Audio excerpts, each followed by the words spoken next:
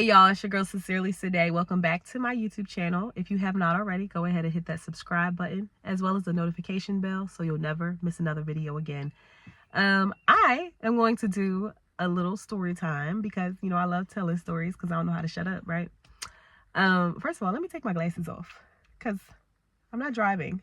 Who do I think I am? Who do I think I am? I'm going to share it's a story time, but it's really my testimony. I'm going to talk to you about how I really came to know God for myself and talk about my life, a little bit about my life, some things that you may know and may not know about me. But before I start, I am stuffy. One thing about the springtime, the pollen gonna win every time. It's gonna win every time. I am 0-1 right now.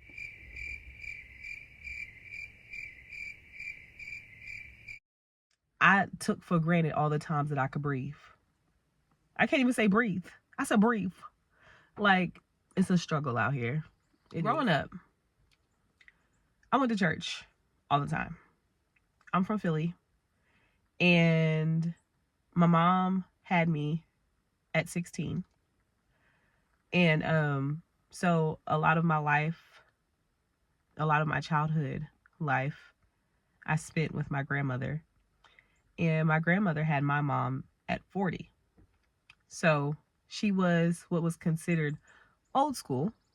And I guess that kind of balanced me out. Like if they both would have had me at I guess what would be considered normal ages, like in the 20s and 30s, like it would have made sense because my mom had me so young, but her mom had her so old. 40 ain't old. It's just a little older to have a baby. Okay. So yeah, I spent a lot of time with my grandmother and my grandfather, but my grandfather didn't go to church. It was always my grandmother. So I never missed a Sunday, y'all. I knew Jesus. At least I thought I did. I knew of Jesus. We went to Bible study on Wednesdays. I was at the choir rehearsal.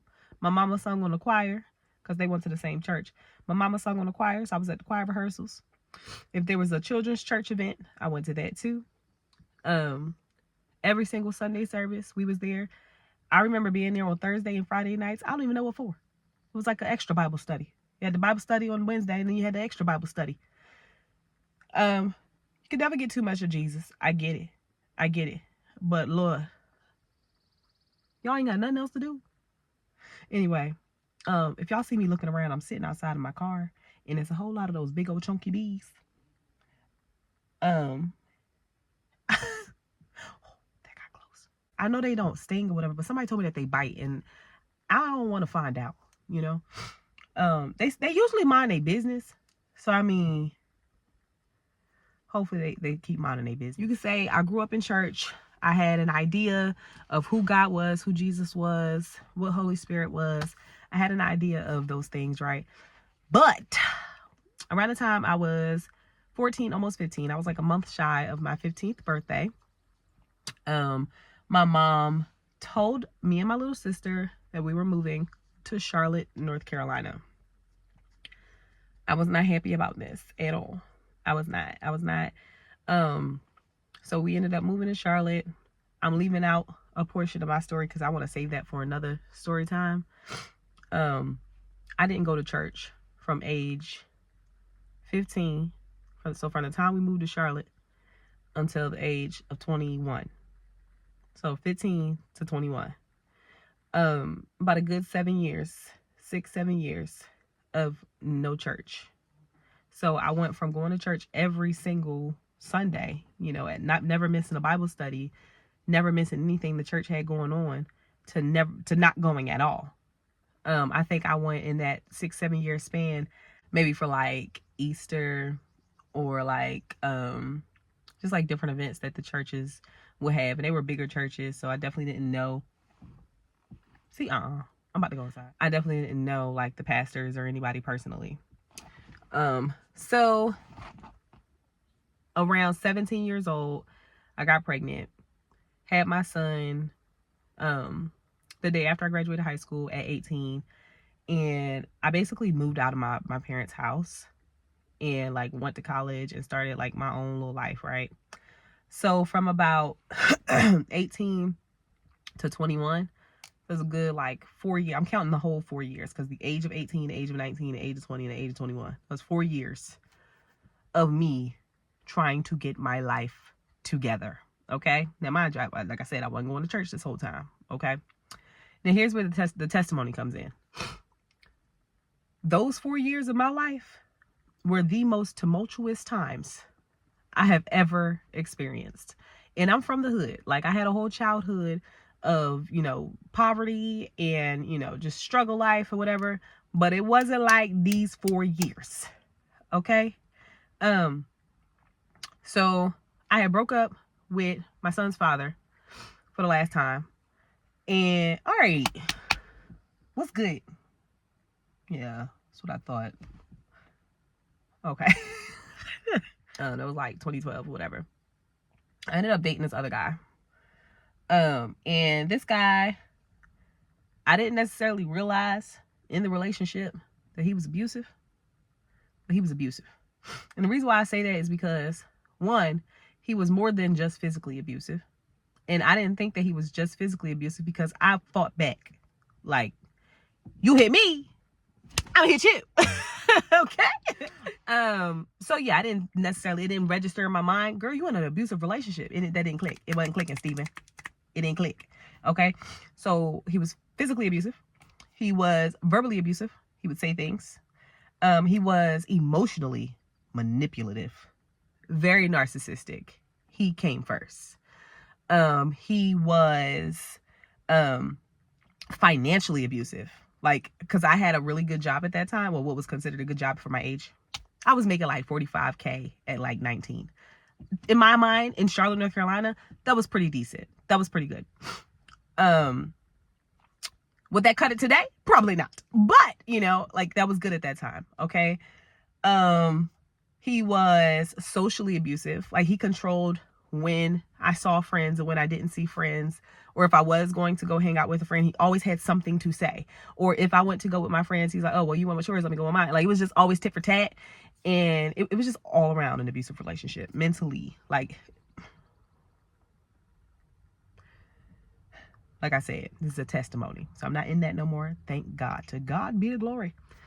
So had the relationship with him, and that lasted all of, I want to say like a year and a half. So backtrack, before that relationship ended, I was still with him April 2015. Okay. April 2015. We were in the midst of a 9-day rainstorm, and I was severely depressed. Okay. I had just moved into another house. I was struggling to pay the bills because while I was making the 45K, I still didn't have a lot of money because my boyfriend decided he wanted to go get some weed, or he wanted to go do this, or he wanted to try to flip this, and he never flipped it. It never flipped on the other side. It just was burning. He would say different things like, oh, well, my mom need this for that, or we got to do this for that. And I'm like, okay. I kept saying yes because in my mind, I kept saying, well, at least I got a man. Girl, you ain't got no man. You ain't got no man. That ain't no man. Hindsight is 2020. So I was sitting on my couch one day, and my best friend and her, at the time, boyfriend came over. It's her husband now. But my best friend and her boyfriend came over, and it's pouring down raining. I'm like, these people love me because I don't even remember what the conversation was on the phone, but I know that I had said something, and it was like, all right, well, we gonna come over. Me and my son, David, I don't even think my boyfriend was at the house because he was trying to flip something, And I was like, just come over or whatever. They came over the day of their church's outreach event. Their church had like this big community outreach event that they were going to throw. And I'm thinking in my head, your church is crazy, because why would they throw an outreach event knowing good and darn well it's going to rain for another 4 days? Like, we were in the middle of the 9-day rainstorm. It's going to rain for the rest of this week. Why would they throw or have an outreach event? I told you. I ain't know nothing about Jesus. I ain't know nothing about favor. I ain't know nothing about miracle signs and wonders, okay? I only knew what the church that I grew up in showed me and told me. I didn't know him for myself. All right. So I said, jokingly, if it stops raining, yeah, me and my son will come out. We'll come out. Now, she was like, trying to bribe me. She's like, it's going to be free food. It's going to be games. It's going to be prizes. It's going to be all types of stuff. I said, okay, great. When she said free food, honestly, we was low in the fridge. So I said, well, that'd be a good little reason to get out. I was not going because of me wanting to have an encounter with God. I did not go because I wanted to meet any pastor. I did not go because I wanted to, find a new church home. I was going because I wanted to get out the house and I wanted some food. And I didn't have to cook that night or try to find out something or flip something to make something work for my son. Okay?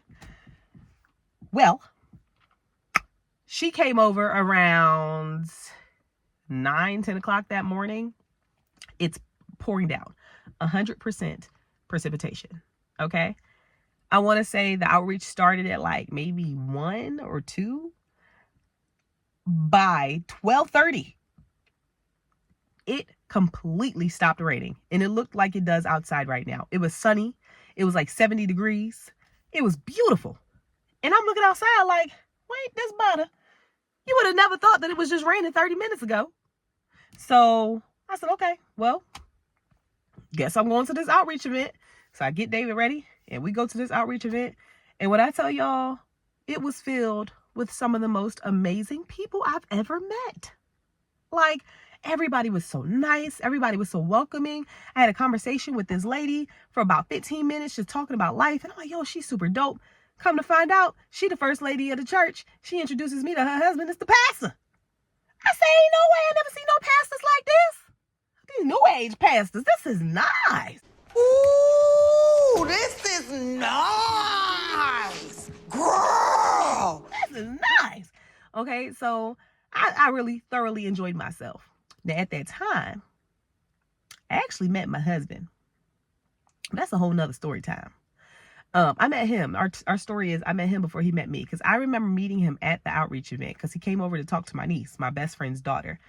Came over to talk to my niece and like didn't even acknowledge me. I was talking to my niece first. He came over and started talking to her. I'm like, okay, who's this man? Can you get away? But anyway, so yeah, that's a whole nother story time. I actually met my husband at the time. So that's April 2015, right? May 2015. Or no, not May. Maybe it was like June 2015. Me and that ex-boyfriend finally broke up. Like, we had our last fight.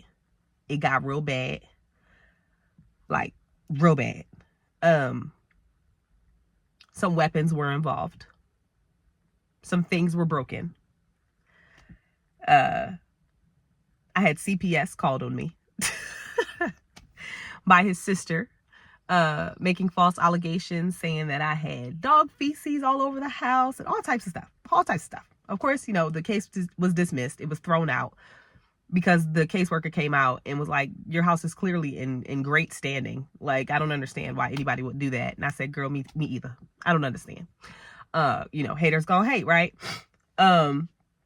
So at that time, I told my landlord, hey, I know I just moved in here not too long ago, but I'm gonna have to leave because I don't feel safe. Now, at that time, I had my permit for my gun, but it was a permit. I didn't have my license to carry. So I just didn't feel comfortable. He knew at that time, he knew everything about me because he was a manipulator, and he manipulated my family into trusting him and all types of stuff. So he knew where my family lived. He knew everything. And I'm like, okay, the only thing he don't know is because I always kept this away from everybody was like my personal stuff, like my social, those things, right?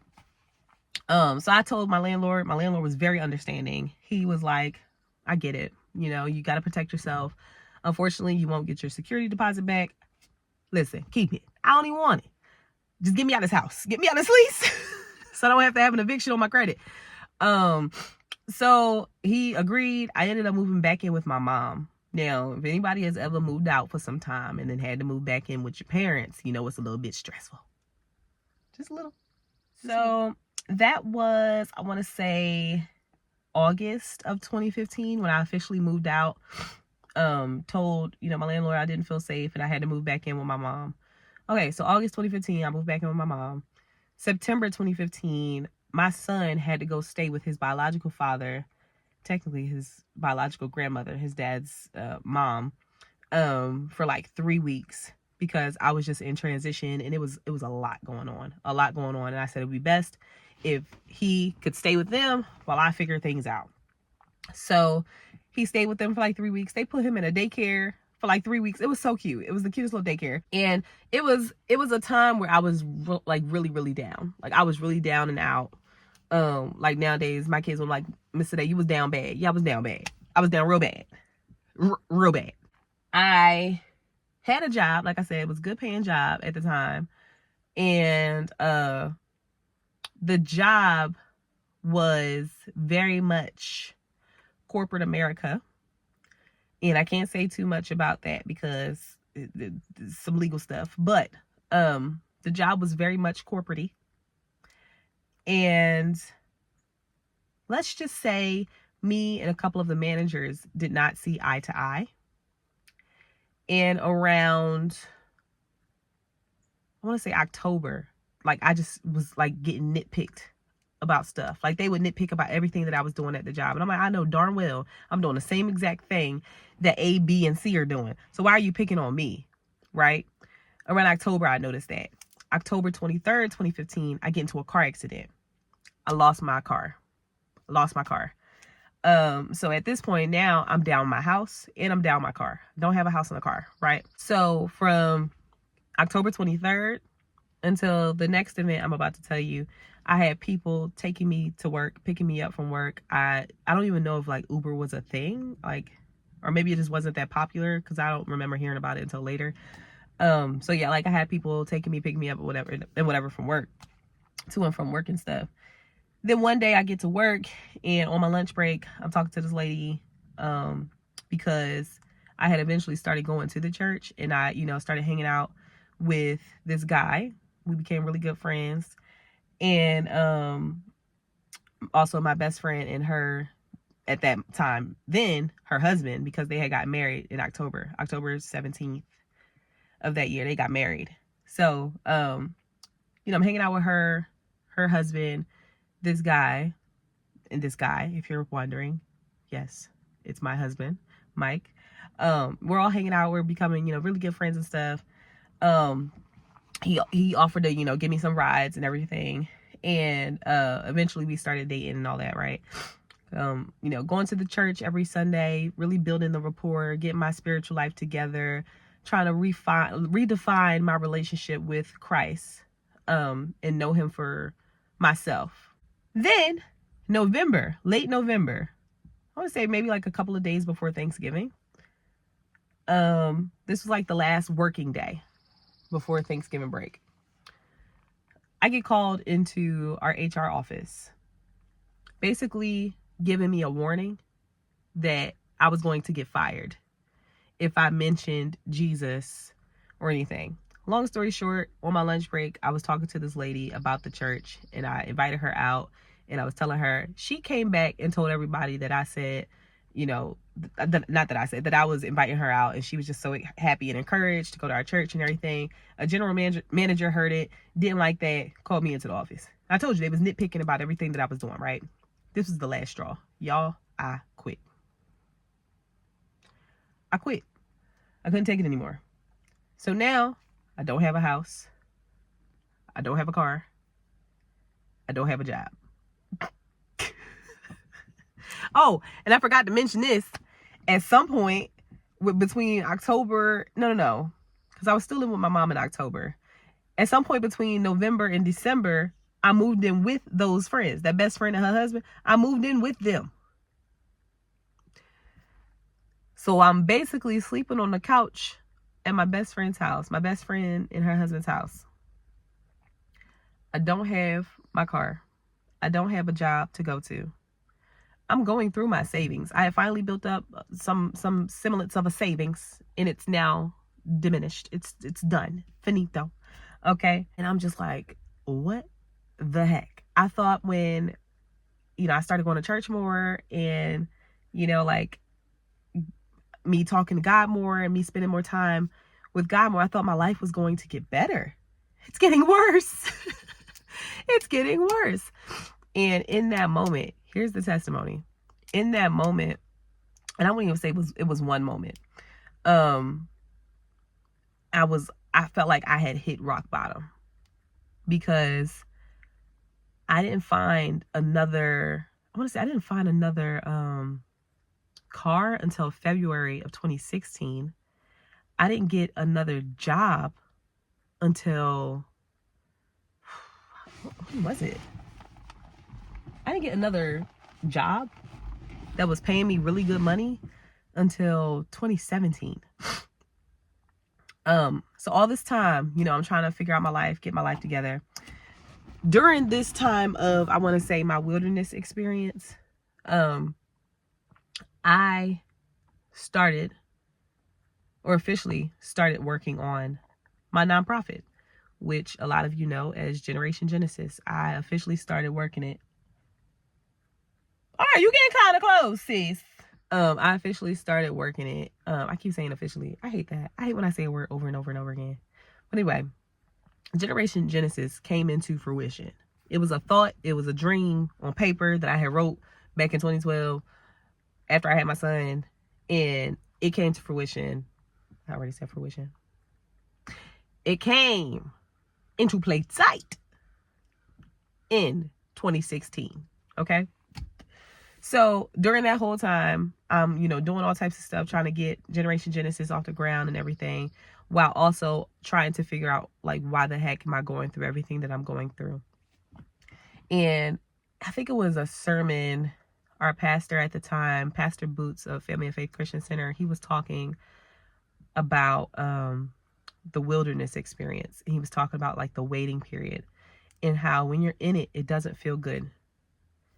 But when you're out of it and you're looking back on your life, it's always like, I completely understand why I went through that. So while I was in the moment of not understanding what the heck was going on, like I told you, like, I'm thinking in my head, oh, well, I'm getting closer with God. I've been talking to him more. My relationship with God is expanding. It's getting better. I'm starting to understand things more. I'm starting to use my revelation knowledge instead of, being a tribulation learner. Like, I'm starting to do all these things, right? But yet my life seems like it's getting worse and not better. God told me during that sermon that he had to have me go through that and get rid of all of those things so that, one, I could appreciate where he was about to take me. And then two, I wouldn't think that I was the reason I had, or I would have, all of the things that I was about to get. God is the reason why I'm able to be successful, not me and me alone. When I tell you that smacked me in the back of my forehead, okay? Smacked me in the back of my forehead. I don't even know what the back of my forehead is, but it smacked me there. It smacked me there, okay? I was like, that is so good. I was prideful, y'all. I told you I had a good paying job at that time. I was in college. How the heck, I still don't know. Was I a full-time student, a full-time mom, and a full-time worker? Did it end enough hours in the day? How did you do that? It still don't make sense. But me and my pride said, I made that happen. Not me thinking God made that happen. God gave you grace in that season, and favor in that season, and mercy in that season for you to be able to accomplish all of that. How was I able, being a teen mom, to graduate the same class of everybody else I graduated with? And I took a year off. How was I able to do all that? It was God. But in my mind at that time, I did that. Yeah. I'm the sugar honey iced tea. That's what I kept thinking in my head. That's what I kept saying in my head.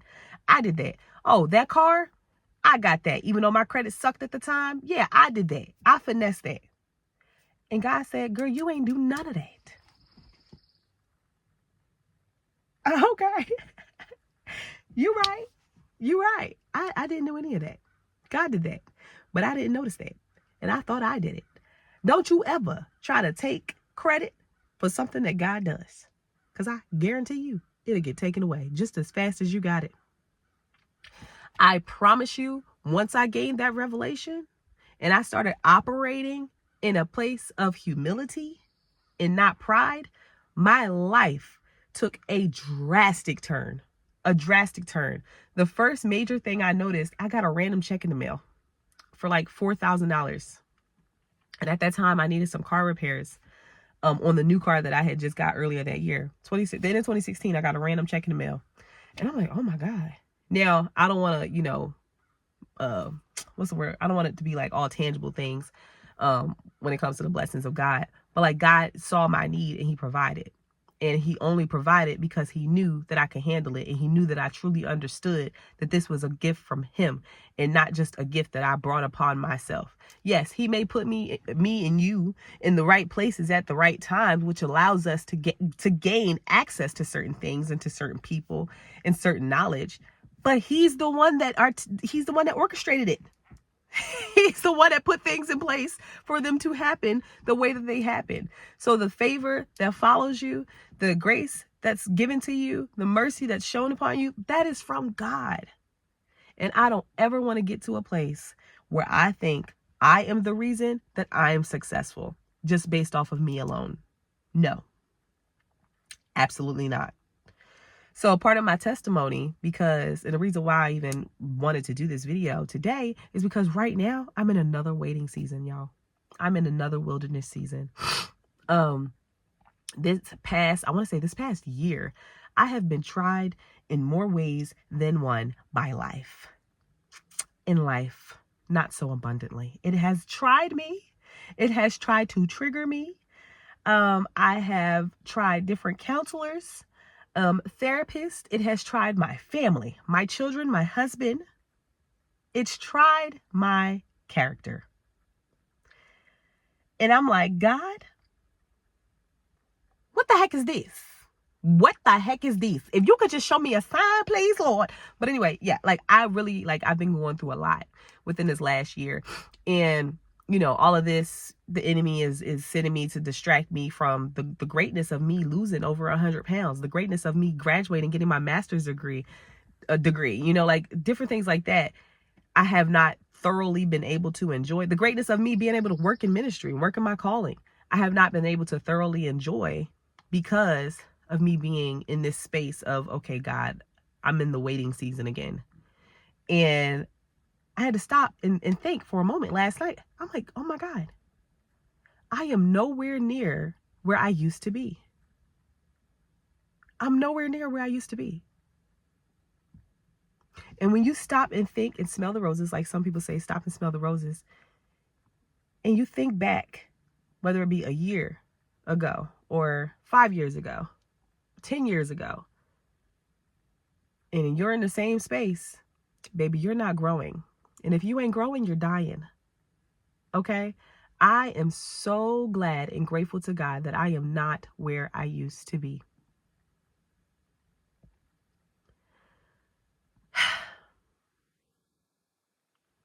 My prayer for you is to be renewed by the transformation of your mind, for you to walk in your purpose and to always pursue purpose and to never give up on God. Whenever I'm going through stuff, I usually don't tell people because I want to be able to give them a little bit of hope. So I wait until the testimony comes and I wait until it is hindsight so I can give them the 2020. But my encouragement to you in this season, and I'm pretty sure I'll have another story time about what I'm going through right now in the future as soon as I get out of this, never give up on God. Stop to think and smell the roses. Stop to remind yourself of how far you've come. You are not the person you were even yesterday. You're not the person you were this morning. Stop and give God some thanks and thank him for who you are today. You are not the same person. Now, I do want to say, if I would have did this life reflection or check-in, whatever you want to call it, 8 years ago when I found Jesus for myself, and I would have said, well, dang, yeah, I'm not in the same place I was 2 years ago. I'm actually in a worse place.